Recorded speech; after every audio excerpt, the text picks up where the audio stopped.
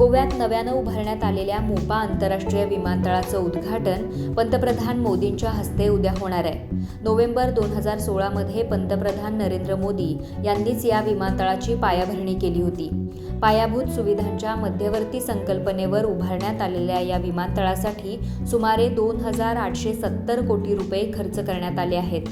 पहिल्या टप्प्यात या विमानतळावर दरवर्षी 4.4 दशलक्ष प्रवाशांची ये-जा करण्याची क्षमता असणार आहे। ती टप्प्याटप्प्यानं वाढून 33 दशलक्ष होण्याची शक्यता आहे।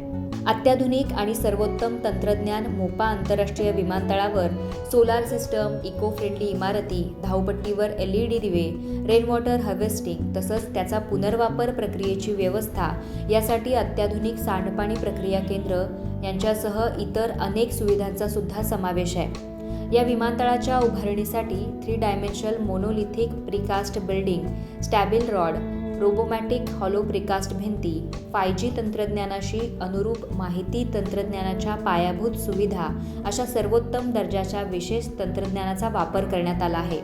या विमानतळाचं आणखी वैशिष्ट्य म्हणजे जगातील सर्वात मोठ्या विमानांना ऑपरेट करण्यासाठी तशी ऑपरेटिंग सिस्टीम आणि त्यासाठी रनवे तसंच रात्रीच्या वेळी विमानं उभी करून ठेवण्यासाठी विशेष व्यवस्था, 14 parking bays, self baggage drop सुविधा, एअर नेव्हिगेशनसह अनेक सोयी सुविधांचा समावेश आहे।